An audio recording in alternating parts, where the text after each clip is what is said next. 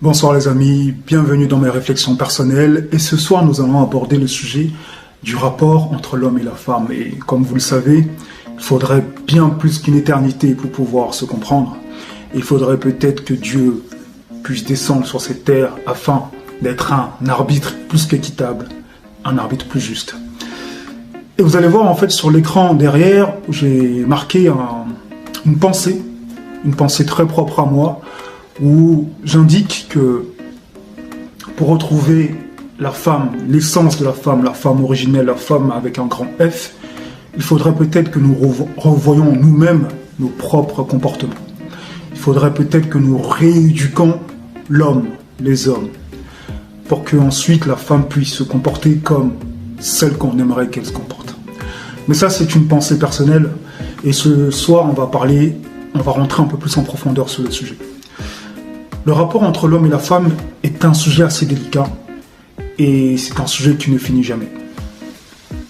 Mais il est vrai que lorsque le rapport devient difficile entre l'homme et la femme, lorsque ça commence à chauffer, il est évident qu'il faille faire bas la terre. Mais entre vouloir faire bas la terre et pouvoir le faire, c'est assez difficile. C'est pas évident. Alors qu'est-ce qu'il faudrait faire?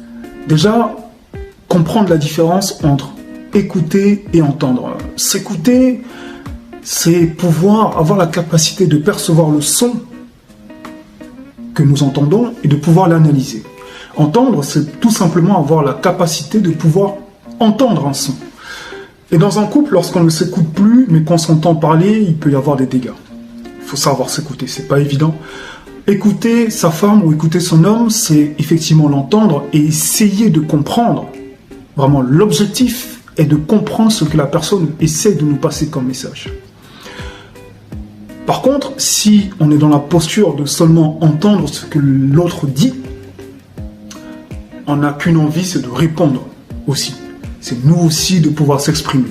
Parce qu'on a envie de se faire comprendre, mais on n'est pas dans l'attitude, dans l'optique d'essayer de comprendre l'autre d'abord. Parce que parfois, en essayant de comprendre l'autre, on résout des fois nous-mêmes notre propre problème. Aussi, les amis, quand ça chauffe, c'est pas évident. Mais quand ça chauffe, quand ça devient vraiment difficile, quand ça commence à bouillir, il faut savoir contrôler sa langue. Il faut savoir contrôler ses lèvres, sa bouche, les pulsions, les pensées. Il faut vraiment savoir contrôler et pouvoir contrôler sa langue. Et comme on le dit du côté des chenaux, d'Atian Kofikro, il y a un adage qui dit qu'il est préférable d'être maître de son silence qu'être esclave de ses paroles.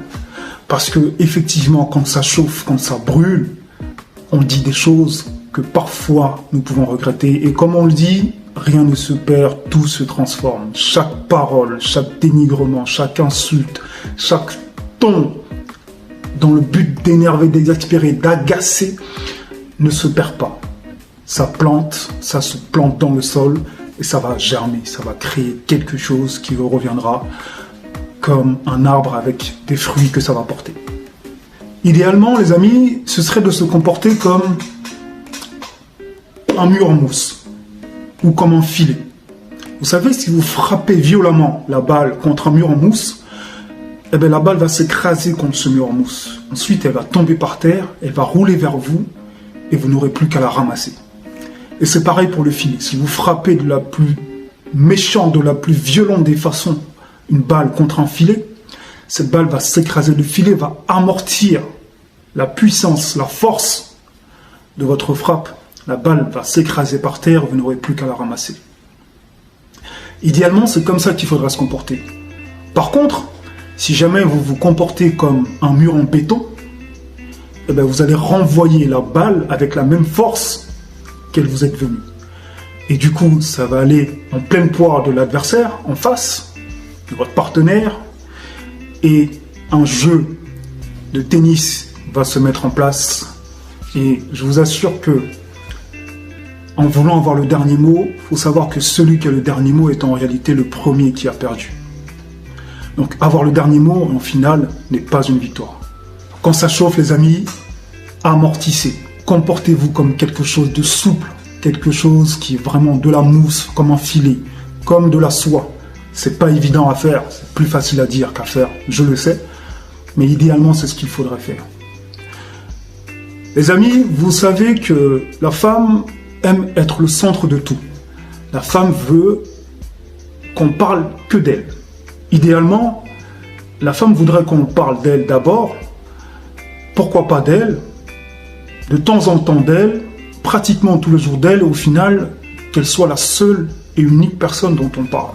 Aucune femme n'est sortie d'un rendez-vous avec un homme en se plaignant d'avoir été obligée de parler d'elle. Aucune. Aucune.